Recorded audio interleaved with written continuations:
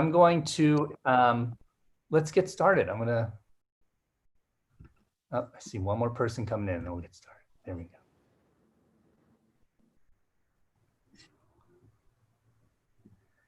Cool, welcome. I'm Brian Gresko. Welcome to the Antibody, a quarantine reading series, part of LitHub's virtual book channel. I'm so happy to be with you here tonight, back in the big red chair in my studio in Brooklyn after having the frightening experience of emergency surgery last week. If you were registered for last week's event, it will be rescheduled. Working on that right now. Thanks for your patience. And as I heal, I am continuously grateful for the wonders of medical science and to have a partner with health insurance, and that this procedure came at a time when New York City hospitals are not at a crisis point the way they were even a month ago. So I'm grateful to all of you out there who continue to wear your masks. Please keep wearing your masks. Please keep practicing responsible social distancing. This has been a long year and there's more of it to come, but we will get through it together. And literature has been keeping my spirits up. And so I'm very, very excited to be here tonight for 3 authors who I'm just thrilled to hear read. Mary South is here. So I'm really excited. It's my second time to see Mary read. Elisabeth Thomas is here, Lizzy Thomas, and Kristen Millares Young is here as well. So please, before we share this virtual experience together, I hope you'll join me in taking a deep breath, just settling your body back and appreciating their words. For now, your mics are on mute. I think you guys have been through this drill before, but please keep your mics on mute. We don't have a stage, but we have a microphone. And let's honor the authors when they have the microphone, as each author is going to read for us for just a little bit. At the end of the event, there'll be time for a Q&A, so be ready for that. And the chat is public so that you can show your appreciation for the authors. And please show your appreciation for the authors often and enthusiastically.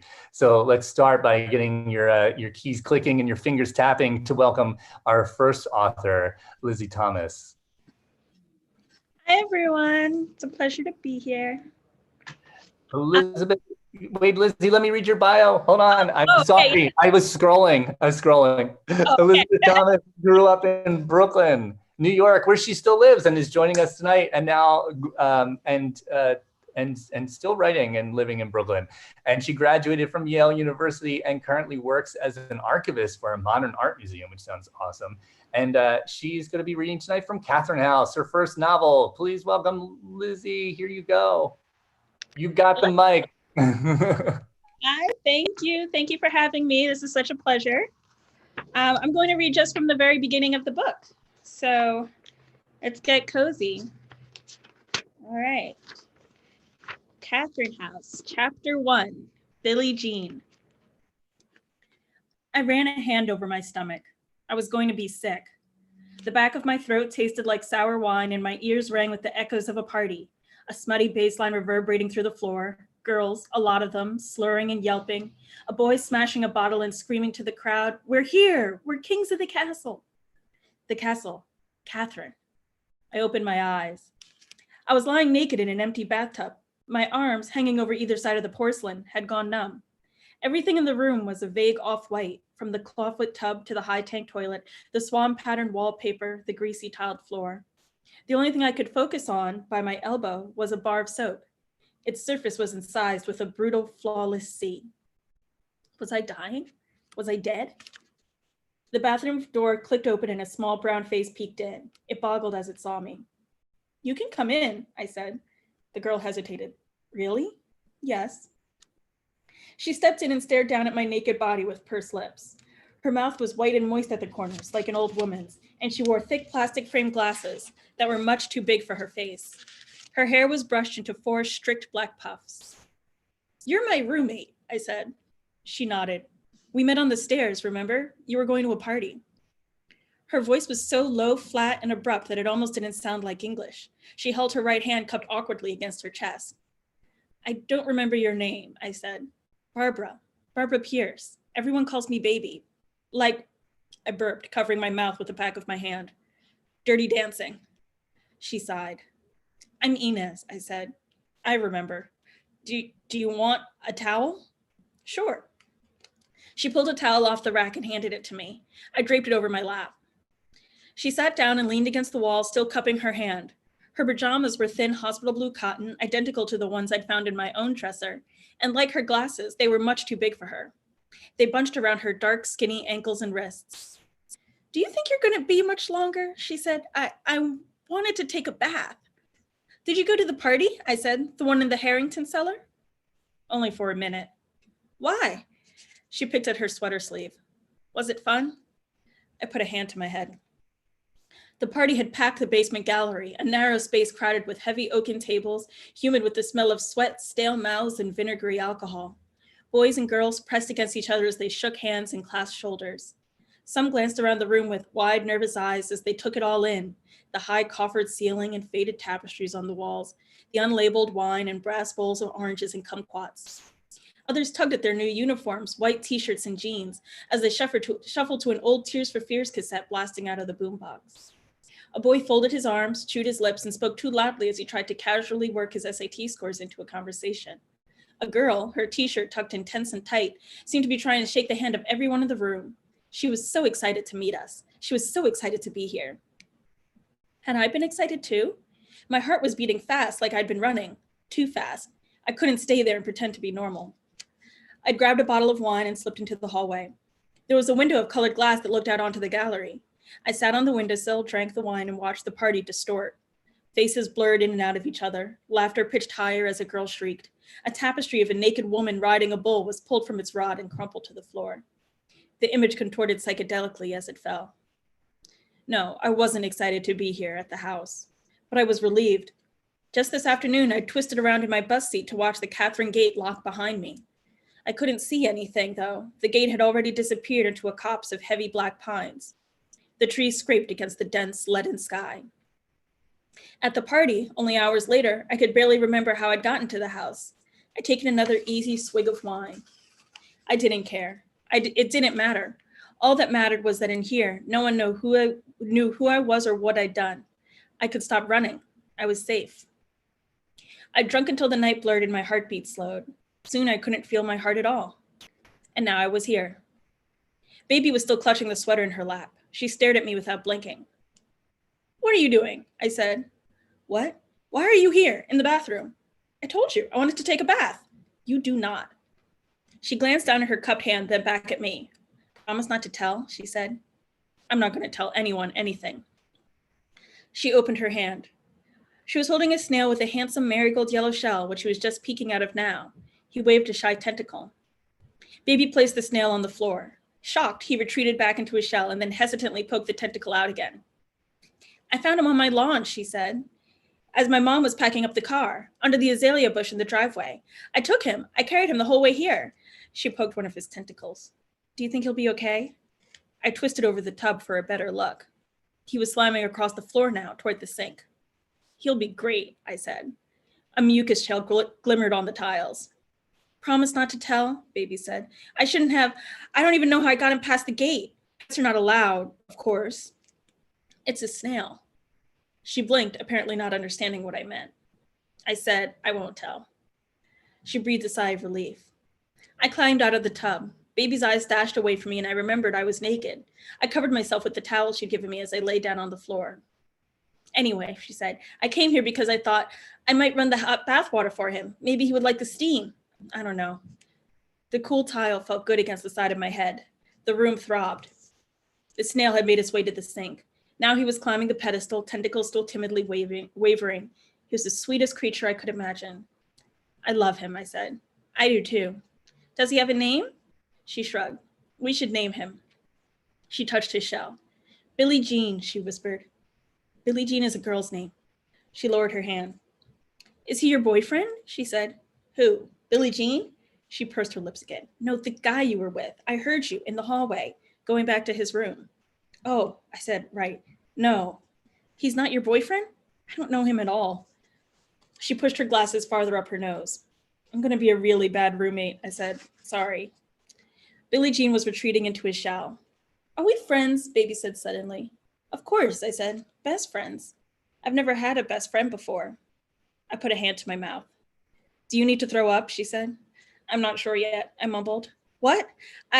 I crawled to the toilet. I heaved. Yeah.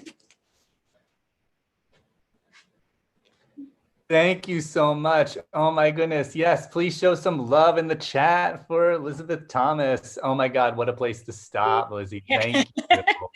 Big graphic. Wow. Stop. that was really great. And I'm going to ask you later. I want to know more about Dirty Dancing and its influence on the narrative. But yeah, oh my God, so many memorable moments. I'm putting a link in here, and Kristen, thanks for putting it in before. There's two, you can find it twice in the chat here. To purchase a copy of Elisabeth Thomas's debut novel, Catherine House. There's links to bookshop.org, which will help you connect with your local independent bookstore, or at least funnel that money to a local independent bookstore. So please support local independent bookstores and support our authors and get a copy of Elisabeth's novel. That's so cool. Thank you. Thank you once again. Thank you. All right, moving along. Our next reader of the night is Mary South. Mary South is a graduate of Northwestern University and the MFA program in fiction at Columbia University. For many years, she has worked with Diane Williams as an editor at the literary journal Noon. Her writing has appeared in American short fiction, The Baffler, The Believer, Bomb, The Collagist, Conjunctions, Electric Literature, Guernica, LARB Quarterly, The New Yorker, Noon, The Offing, The White Review, and Words Without Borders. Her first collection of short stories is You Will Never Be Forgotten. Please get those fingers tapping and give a warm welcome to Mary South. Hi, Mary. Hi,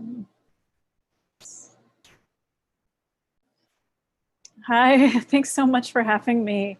I love this series, and I'm glad to have gotten a chance to participate with such wonderful readers. So my collection, is You Will Never Be Forgotten, and the stories often feature characters who use technology to self-soothe or avoid negative emotions, grief or jealousy, for example. It doesn't always go as they intended. I'm going to read a little from the first story in the book called Keith Prime. It's sort of an Amazon-like warehouse where they raise clones in comas for organ harvest. A friend of mine calls it Never Let Me Go meets free 2-day shipping. So this is Keith Prime. The Keiths are Keiths because they are not particularly handsome, not particularly intelligent, not particularly kind. A Keith would never train to compete in professional sports or practice an instrument until he became a maestro. Neither would a Keith jump in front of a loaded gun, but he would help you gather the contents of your grocery bag if you spilled it on the sidewalk. On a city bus, your gaze would pass pleasantly over a Keith as though over a stretch of ocean. There are warehouses of Stephanies, warehouses of Daniels, warehouses of Mayas, Georges, Crystals, Jamals, and Nicoles, but I am in Keith's. It's always sad when one of your Keiths is harvested. We're obligated to see it once, at orientation, a Keith scooped out like ice cream from a bucket or disassembled as a very large jigsaw puzzle. In Tibet, monks spend months making mandalas out of sand, intricate patterns representing the universe, in order to destroy them with a flick of the wrist when they are finished. I guess Keith is a mandala composed of body parts. After my husband died, a coworker in Stephanie's loaned me a book by a Canadian Buddhist nun, which is how I know about mandalas. The nun relates a relatable story about how she was broken open when her husband cheated on her and asked for a divorce. Thanks, that was beneficial reading material, I told my coworker, but I wished she had entrusted it to me before my husband was eaten alive by his nervous system. Our warehouse for Keiths isn't so much a warehouse as it is a hospital where all the patients are comatose. The Keiths cry when they are born, but then they are placed into a state of perpetual sleep. Electrodes hooked up to their scalps confirm that their brains emit mostly delta waves. If, by chance, a Keith did dream, would he have anything to dream about since he has not lived? I imagine Keith's dreams would be like a black vista of space or a blank sheet of paper. Conceptualizing nothingness is difficult. Nonetheless, we take excellent care of the Keiths. Every day, I stretch Keith's limbs, reposition him to prevent bed sores, examine his diaper, cut his toenails and hair should they warrant a trim, lubricate his eyeballs. Of course, we also want the Keiths in prime condition. Despite the warning not to get attached, I confess that I do have a favorite Keith. My Keith has a small mole beneath his bottom lip, nestled within the indent of his chin that distinguishes him from the rest. Usually, when a nurse in a Keith fulfillment center acquires a fondness, it's for an infant, a doll of flesh that does not fuss. The veteran nurse among us, Wanda, has reared a Keith from the artificial womb to the operating table. They say she observed while doctors removed his kidneys and corneas.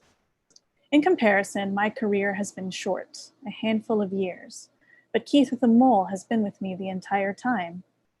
I worry that he is due imminently, so I secretly strive to provide him extra attention. However, it's important to be cautious. I risk a reprimand, docked pay, for the display of a bias. Cameras were installed after a nurse did something unspeakable to a Nicole she couldn't stand. I cradled Keith with a mole against my chest to turn him over. Then I massage his butt. "You're special," I whisper in his ear, at a moment when I'm pretty sure no one is looking. "You're a special Keith." The next morning, I am alarmed to discover that Keith with a mole is conscious, or if not conscious, he is at least awake. His stirring occurred during the zombie hours, those 2, 3, 4 o'clocks of the graveyard shift, but no one could say exactly when because we dimmed the lights at night to accommodate circadian rhythms in the skin. I am overcome with guilt, and I remember being made into the bed as a giggling little girl, except now the sheet floating down upon me is horrid complicity. Did I rouse him through the force of my will? Keiths have occasionally surfaced, the doctors admit. There might be a malfunction in the infusion pump where his medication wasn't switched. We'll have him drifting off back into the abyss in a jiffy. The doctors dose Keith with a considerable quantity of barbiturates, yet he does not fall into liminality. They mutter. Keith groans, and though it sounds more like a death rattle, this groan is him rattling to life. What follows are the tests, the MRIs, the ECTs, the cognitive battery. Exercising the Keiths has limited effect, so he has muscle atrophy, reduction in bone mass, and slackening of the cartilage. He's a violin that has sat unplayed for decades, and he is also constipated. As we attempt to ease him off his nutrient serum with cottage cheese, applesauce, and pureed carrots, he vomits and vomits. It's the instant when Keith with a mole recognizes his reflection that management realizes they have a problem. Respectfully, we assert that it is ethically tricky to defend cleaning out a Keith who has reached the mirror stage of development, the doctors write in their reports. "Keith," I say as we stare together at his face. "Fief," he replies. "Keith," I repeat and wiggle his mole. "Teeth," he tries. Keith is better with vowels than consonants. I wonder if I should give him a new name, but that would probably confuse us both. I'm summoned into the supervision office and I'm afraid that I'll be fired. Instead, they have a proposal. The Keith Fulfillment Center isn't equipped to handle a walking, talking Keith, they declare. How would I like to become Keith's temporary legal guardian? You will be compensated, they add, with the proviso that you agree to restock Keith after we have determined his future. I agree, then I sign forms, a leaning tower of tiny print. From what I can tell, it's a variation on the standard transportation release negotiated with our partner shipping companies. This contract is more voluminous because it accounts for the whole Keith. Congratulations, they say. Please note that the Keith Fulfillment Center is not liable for damages to your health or property caused by a Keith. We so easily take the basics for granted. As my husband's illness advanced and he lost motor function, digestive function, and ultimately mental function, we had to figure them out again. After I got a job in Keith's, I hoped a Keith would allow me to keep my husband with me for longer. In hindsight, that was naive, since we didn't get to keep our house. A Keith was a precious price to pay for my husband. Most of us are not worth a Keith. I'm overwhelmed by the basics when it comes to Keith with a mole, but I proceed by dressing him in my husband's old clothes. My husband's clothes did not fit him in the end. There was a debate over whether to buy smaller sizes, but we decided, why bother? Now I regret not spending the cash, as his shirts and pants are also loose on Keith. Next, I demonstrate how to go to the bathroom. Sitting on the toilet, I pretend to do my business, then instruct Keith to do the same. Keith sits on the toilet, but he does not pretend to do his business. Is it going to require me taking a shit in front of Keith for him to catch on? I do not shit in front of Keith, opting to cue videos of mother cats teaching their kittens to use the litter box. He shuffles over to a corner of my living room where there's a desiccated fern, and he defecates. On my shopping list, I scribble in litter box, which brings me to entertainment.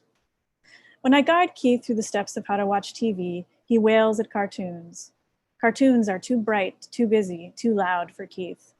Frantically, I navigate back to the kittens. What if Keith happens across something that disturbs him while I'm not here? Should I program parental controls? Even then, Keith could panic if he was unable to click away from a scary puppet reciting the alphabet. Therefore, I indicate to Keith that he must unplug the set if he is frightened. Off, I explain. Fob, he answers.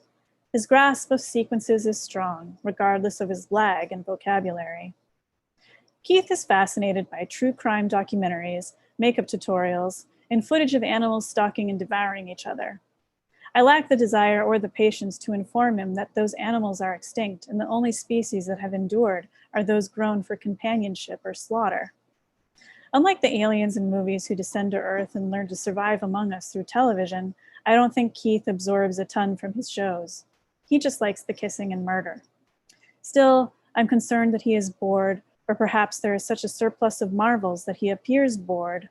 I'll return to the apartment exhausted by the Keiths, and there is Keith with a mole sprawled across the carpet, huffing on vanilla extract and banging on my pots and pans like they are a set of bongos.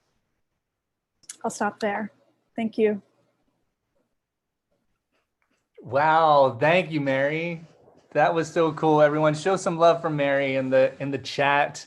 Let her know how awesome Keith is. That was amazing. It really took me back to like some potty training days. It was really, really cool. I'm putting a link in to find Mary's short story collection, You Will Never Be Forgotten, up on bookshop.org. Please check it out. This is not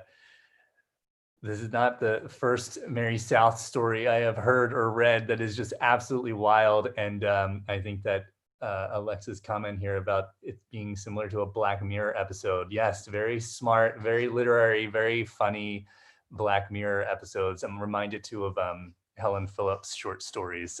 Really great stuff. So check out Mary South's short story collection. It's really awesome. Thank you again, Mary. It was such a pleasure. Thank you. It was so fun. Yes, that'll be my next book, How to Potty Train Your Keith. Yes, I'm here for it. Moving right along, our final reader for the evening is Kristen Millares Young. Kristen is a prize-winning journalist and essayist whose work has appeared in the Washington Post, The Guardian, and the New York Times, along with the anthologies Pie and Whiskey, which sounds delicious, and was also a 2017 New York Times New and Notable Book, and Latina Outsiders, Remaking Latina Identity. The current prose writer in residence at Hugo House, Kristen was the researcher for the New York Times team that produced Snowfall, which won a Pulitzer Prize. She graduated from Harvard with a degree in history and literature, later earning her MFA from the University of Washington. Kristen serves as board chair of Investigate West, a nonprofit news studio she co-founded in Seattle, where she lives with her family, though she's joining us today from St. Louis, right? St. Louis, is that what you said before? And to read from her new novel, Subduction. Please give a warm welcome to Kristen Young. Hi, everyone. I'm going to read a brief excerpt from my novel, Subduction, which was published by Red Hen Press earlier this year.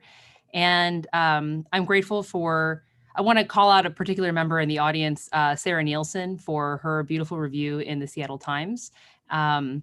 Subduction was named a staff pick by the Paris Review, but as any other author and writer here knows, it's a long path to publication, especially when you go the indie route.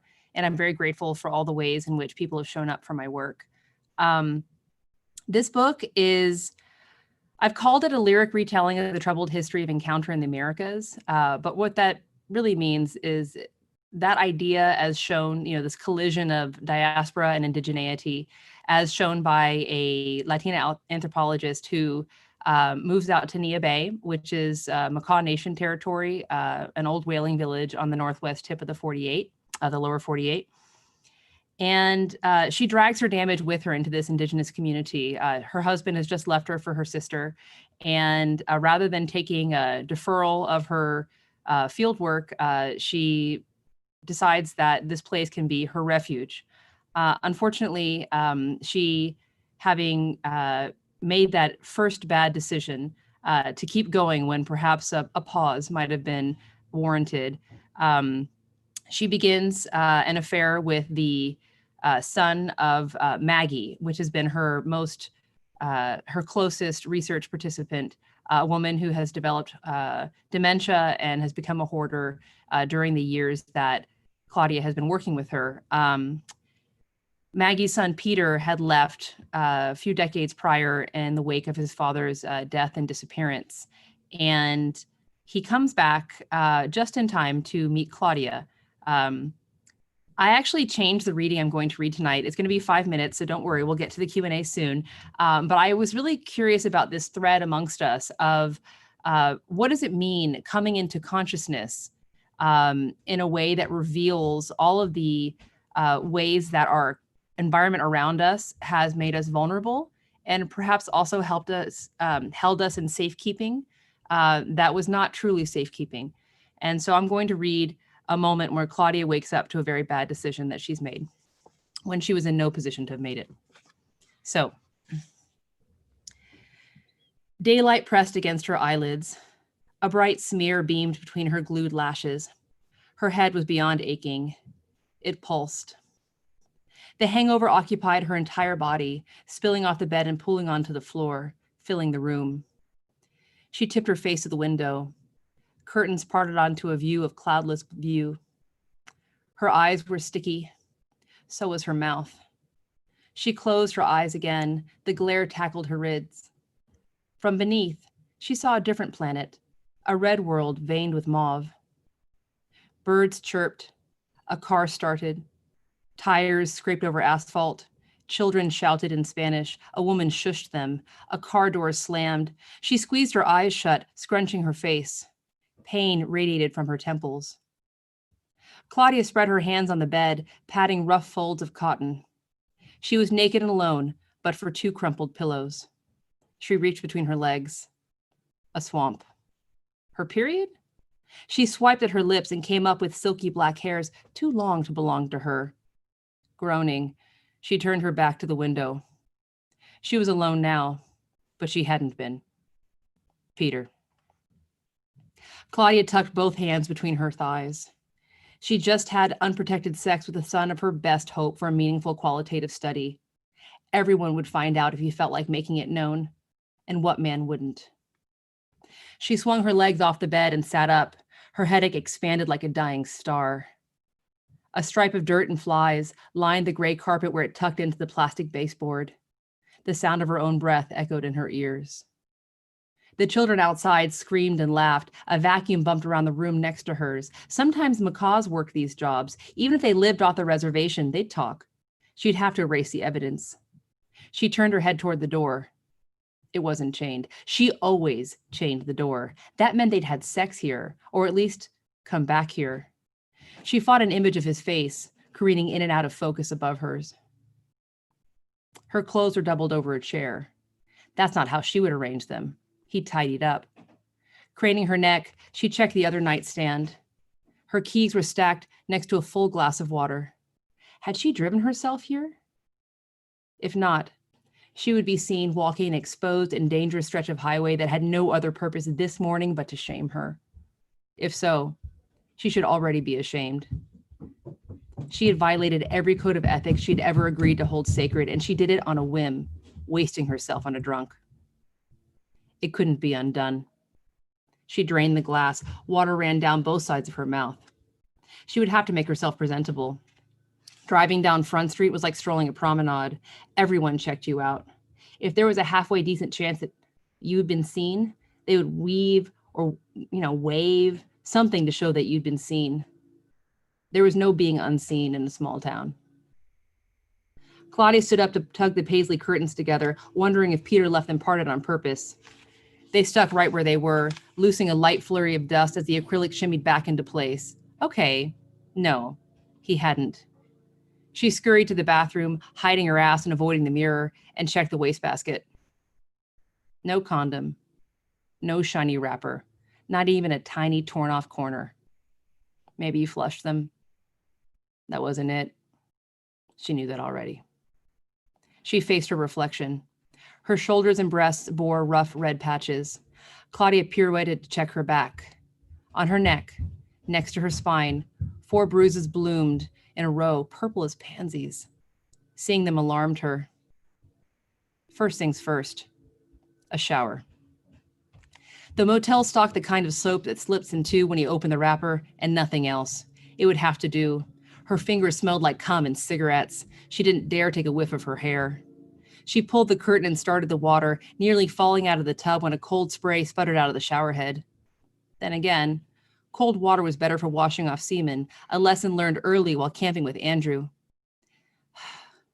Early on in her marriage, they slept under the stars, unafraid, scoffing at tents, hair full of wood smoke, inviting dew. Early on, they zipped their sleeping bags together. Early on, they did all kinds of cheesy shit that she used to love along with him. When did she stop being young? When did she become used? She had no choice but start again. It was that or die alone. But not this man, this mistake. There was no future here for her with Peter. She knew that. She presumed he did too. He wasn't stupid. Claudia peed herself to keep warm, focusing on the shower, which was almost hot. Everything would be okay. It would be okay. Things would get better the cleaner and emptier that she got. She scoured her scalp with shards of soap, moving down her body in brusque circles. The water was cooling. By the time she got to her thighs, it was frigid. She let the icy stream blast her face. Swollen eyes rode herd on a long night of hard drinking. With no conditioner, there wasn't much you could do about her hair. The towels were the size of tissues and about the same thickness. She dried her hair with unwise flips of her head, reeling against the sink as her brain sloshed back into place. Scrubbing her teeth with a wet towel corner, she rinsed and spat and searched for flashbacks to reconstruct her night. Kelly Green, yes. It began with playing pool, his bad break. No. It began with beers on the beach and the slow creep to Clallam Bay. There were those natives at the bar. They didn't look macaw. Maybe Elwha. She could play that off, no problem. Amber Light in a tumbler, and another, and another, and another. Had she ordered those drinks, or did he bring them to her unasked? She couldn't remember paying for anything but the first round, which she did with cash, just in case she got stopped. She saw herself sink the 8-ball, watched his face sharpen, his smile lines crystalline, as he held the door on their way out. Stars tumbling on her right. Oh, the passenger seat. Good. She hadn't driven. Warmth on her body. A hand on her throat. The motel clerk's call. Fuck! They were already famous. Thanks, y'all. Subduction. Wow, thank you, Kristen. That was awesome. Show some love for Kristen Millares Young in the chat, please, you guys. That was amazing.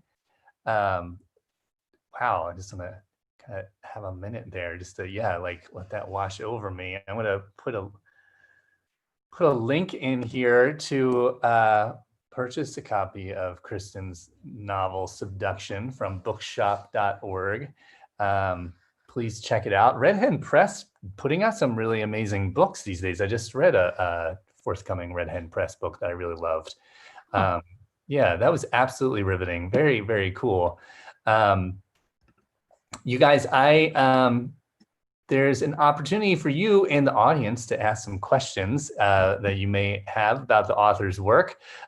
So if you've got a question and would like to ask it, please use the chat function there and write it in. I know it's always tough to like start off the Q&A, so I will start off the Q&A and give you guys some time to think of a question if you'd like to.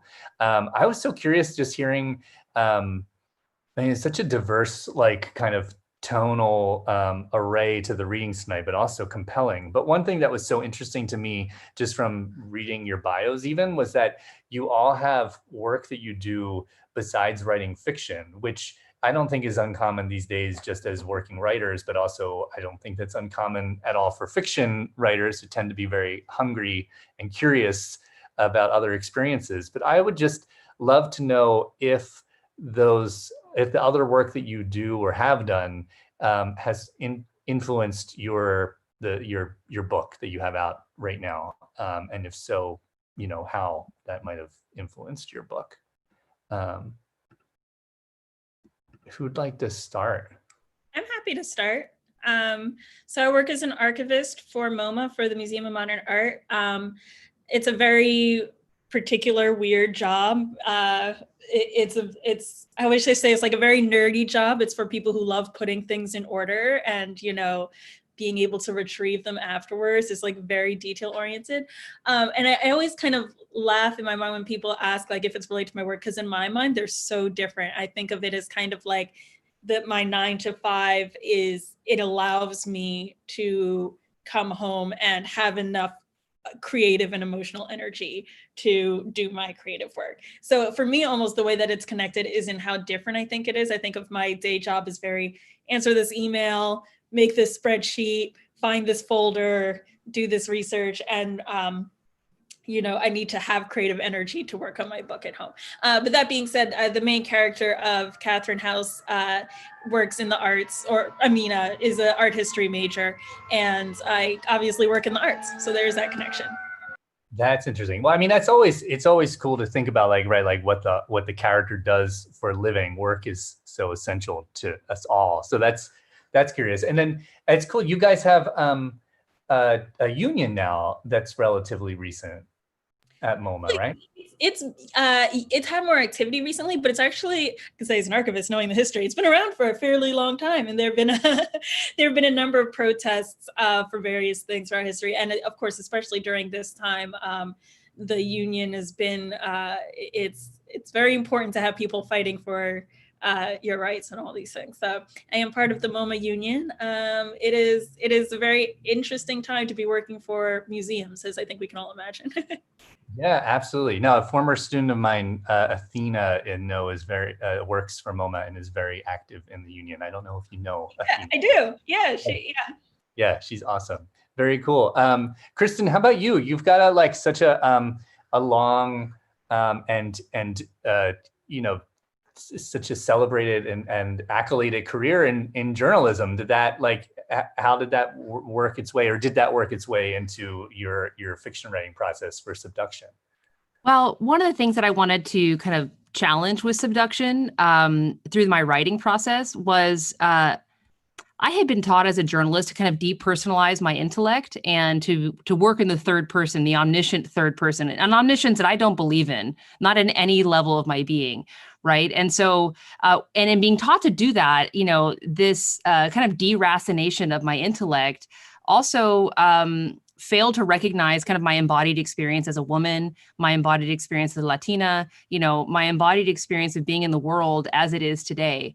And so, and I kind of felt like I had to do that. Like I had to rise from my body and be seen from my mind. And in my bylines for news articles, I was often like, you know, the work that I was doing would create like federal criminal investigations, or there would be, you know, Supreme Court sanctioned recalls of certain political people.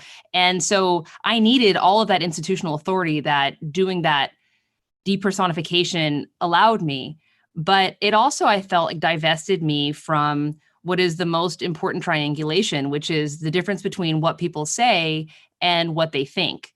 As a journalist, I was very focused on finding and mapping that divergence between what people say and what they do. And that's very handy. Of course, now, in public rhetoric has become so attenuated. It really, the amount of lies that are being manufactured into being regularly by political leaders is essentially creating a sense that there is no need to keep that accountability between what is said and what is done. But that has always been one of the primary mechanisms that the Fourth Estate has used to hold political leaders accountable. And so if you look at a lot of literatures that come out of, I'll go ahead and say like communist regimes, I studied like Milan Kundera, for example, you see that attenuation of rhetoric and the ridiculousness of it become part of this theater that then basically severs the public's ability to hold leaders accountable to what they say. So that being said, to me, still that fertile territory of doubt and the divergence between what people say and what they think, for that you need interiority. And then to embody your characters, or embody at least my characters, I think all of us, being able to reconstruct our own humanity on the page. Not that these characters think or say or do anything that I think or say or do. I would have been rightfully fired if I ever did anything, and I would have fired myself if I ever had to pull any shit like this, like she does. But the idea of finding that fallibility and finding our humanity is much more possible when you actually plumb the depths of a person's psyche. And for that, I needed fiction. I will say, though, that writing this novel and getting into all of that really made me realize that there was so much of that. The best wisdom that I had as a writer was my embodied wisdom, and that I needed to turn to essays so that I could bring that same kind of reporting into the work. And I did, 10 years of research for Subduction.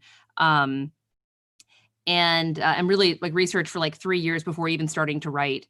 But then writing it actually made me get into my shit. So I started writing personal essays and publishing them on subject matters that I'm sure horrify my parents. I'm sure they're like, even though I've been kind of like pacing them out, first indicting myself, always like circling back on the self, and to show that like, I mean business, if I'm going to do this, I'm going to do it to myself. But I would say that journalism taught me how to do the research that I needed to do to write this book, but I had to kind of discard that distancing that happens in the third person. And so even though the book is written in the third person, it's a very close third person that like flickers between Peter and then Claudia that we heard from tonight. That's really interesting. And if your family wasn't happy with your essays or you felt nervous about that, that just means you're doing a good job, I think. Mary, how about you as an editor, your editing work? Is that like, how does that come to bear when you're actually sitting down in front of a blank page to create a story? So working with Diane Williams at Noon, was one of the most incredible experiences I had as a writer. I'm there on a more remote capacity these days, but for a while I was there every week, and just seeing how she approached editing a story, like she's so exacting and so attentive to sound in a sentence. So like there's that method that probably is best espoused by Gary Lutz in the essay "A Sentence is a Lonely Place," which is like building sound on top of each other in order to create like a sonically beautiful sentence. She does that, and like we would often like read fiction aloud that she was considering for the journal, and she would listen, and like her lips would like silently move along to the words because she's like parsing every single sound in the sentence that the writer is making.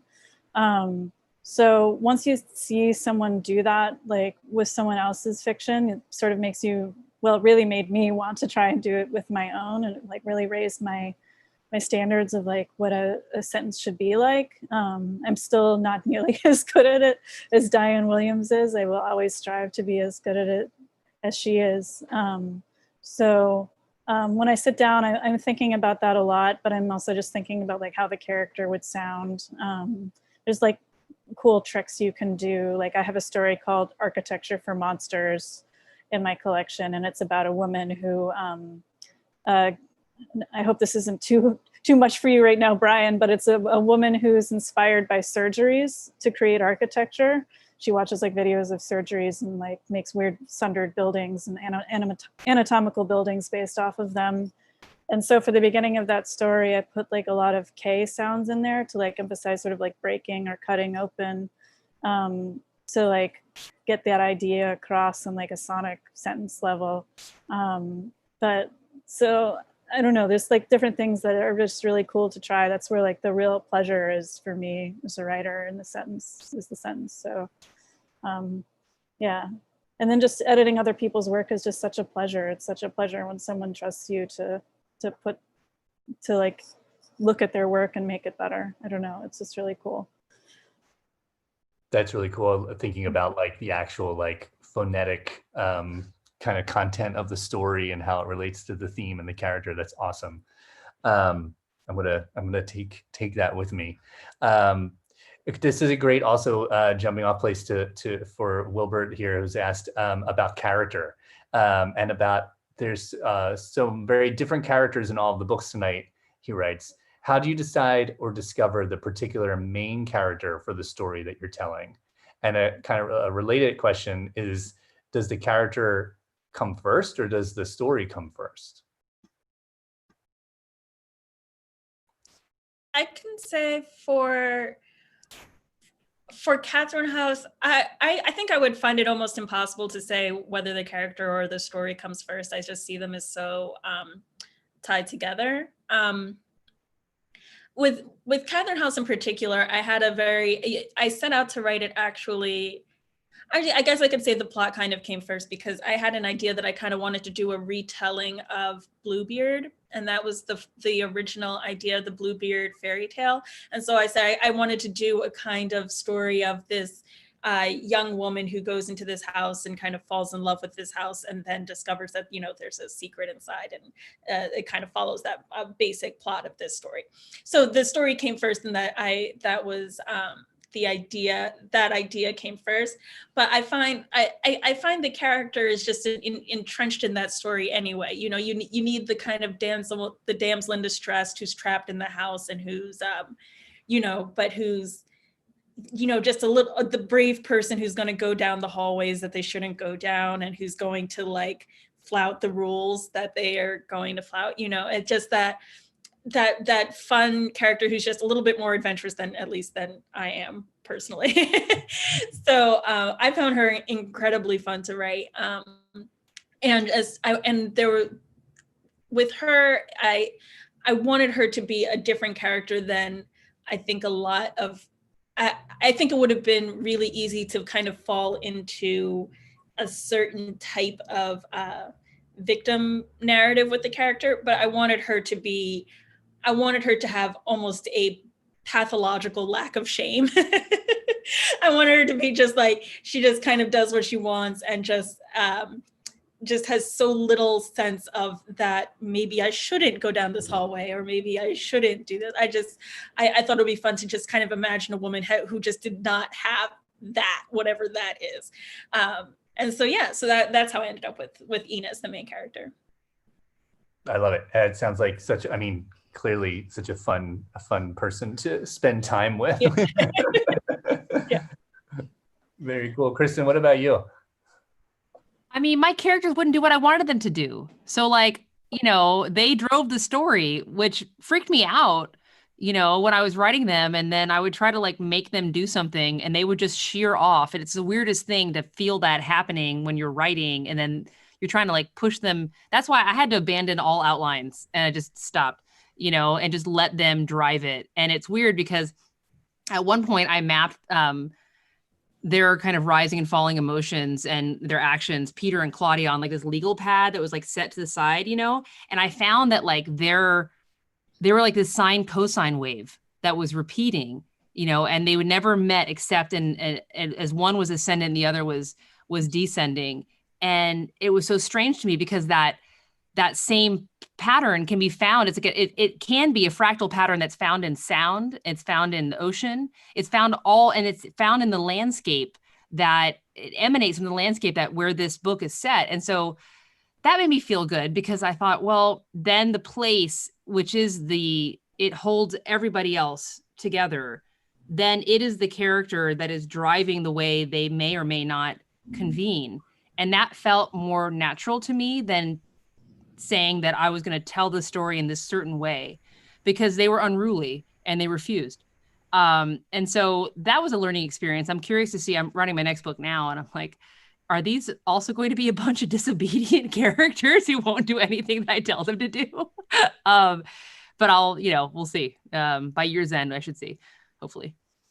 I love it. Throw out the outlines. Let them go. Let them run.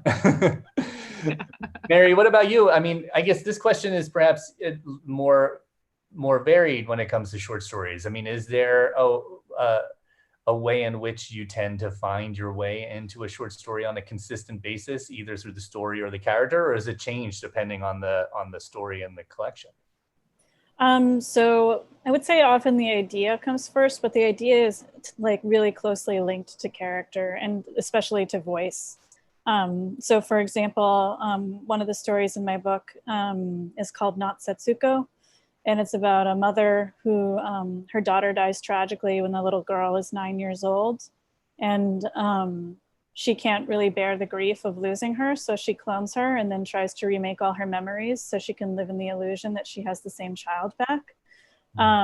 So the idea came first of like, what if there was something someone experienced that was so tragic that they just didn't want to go through the stages of grief and actually experience the pain of it. So then I was like, what would that be? That would be a parent losing a child. So then the idea of like, who would that character be? What would they sound like? And I knew I had the story when I had her voice, this very sort of in denial and sometimes bargaining voice that's like sort of dissociated that tells the story. And then I knew I had the story was when I had nailed her voice. Similar to like the story I read tonight, which is also, she works in this medical facility where she has to sort of dissociate herself because these are people that she's tending to, but she's been instructed through like the forces of this nightmare capitalist system to like not see them as such, right? So there's this dissociation, and when I feel like I've gotten the voice of the character, then I really feel like I can proceed with writing the story. So I guess that's how it works for me. Yeah, that's really cool. I like, and it is of a piece with the last thing you were talking about too, with that kind of that phoneme, that building that sentence sound by sound. One final question for all three of you, I guess, which is just I love hearing about book covers, and I think that's something that, especially nowadays, it's always so great to get the book covers and let us all see it so we're familiar with them. Can you show us your cover and tell us a little bit about it? I mean, Mary, do you want to start? You've got such a cool cover, and I've always wondered, is it really a cross stitch, or does it exist as a cross stitch now? Do you want to show? So this is the cover. And so FSG actually reached out to a freelance artist who embroidered this whole thing. So it is embroidered emojis. And I love the spine too. You can see there's embroidered emojis on the spine.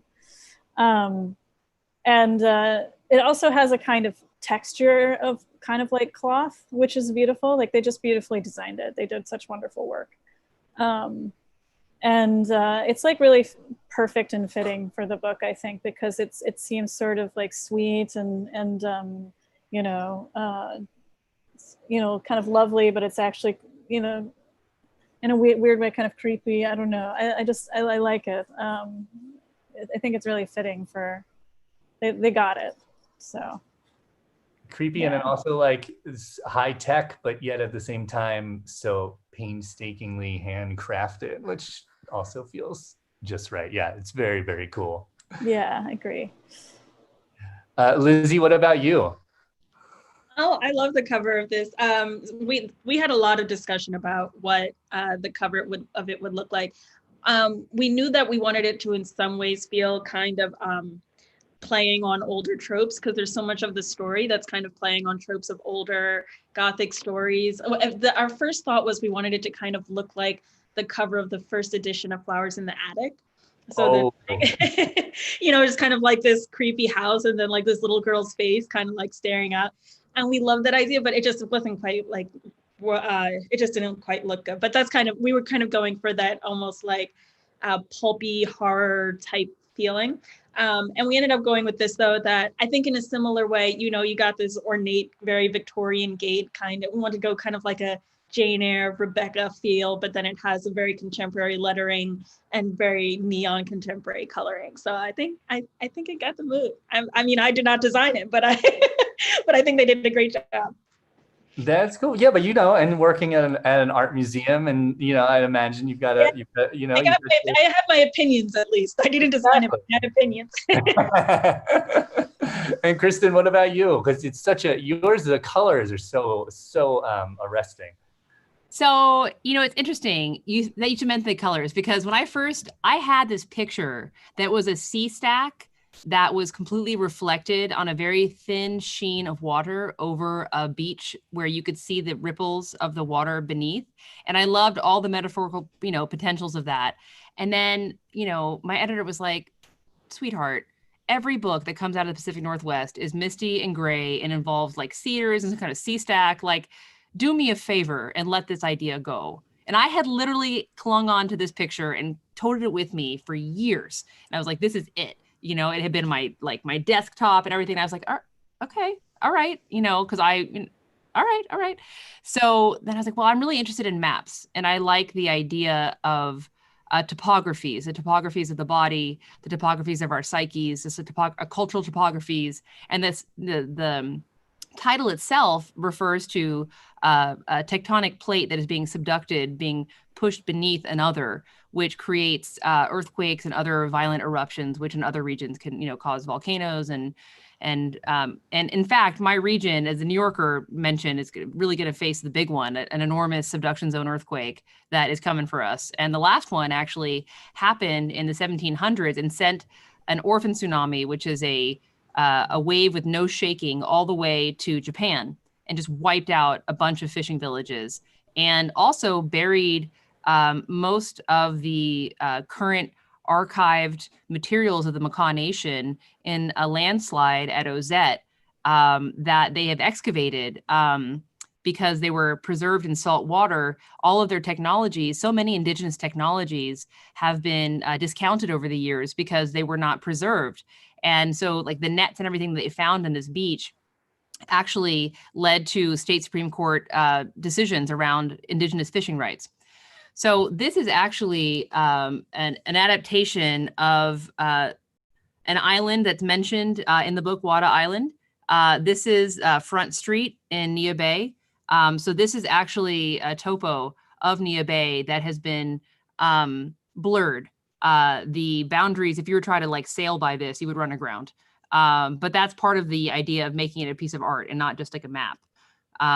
And so Caitlin Sachs from Red Hen Press did it, and they kind of like gave it this almost like 50s vibe, right? Like you see like the movie posters, you know, and I have to say, when they showed it to me, I thought, you were right. And it's a good, you know, if marriage, I've been married for like forever, and marriage teaches you how often you're wrong, you know, but it's always still sometimes surprising when you counter just how wrong you were, you know, in a new relationship. And so, yeah, my kudos to Red Hen Press and Caitlin Sachs for designing this cover. It's beautiful, and I love that. Yeah, that it does absolutely look like an old movie poster, and that strike that's going through Subduction, which is reminiscent of those two, the plates kind of crashing. So good, you guys. This has been wonderful. This has been just the kind of literary medicine that I needed. Thank you so much. Thank you, Kristen Millares Young. Thank you, Elisabeth Thomas. Thank you, Mary South. Thank you to the audience tonight for coming. Please check out the authors' books. Support them, check them out. They're through bookshop.org, and come back next week for what will be like kind of the final kind of edition of the summer on a small scale, which will be Purchisa Kakpour, Meredith Toulousan, and Justin Taylor for a night of nonfiction. Yeah, big thank you to everyone, and thanks to Literary Hub. You will find this archived on their virtual book channel soon. And till next week, everybody, stay healthy, stay optimistic, and keep reading books. Thank you, guys. Thank you. Bye. Thanks so much.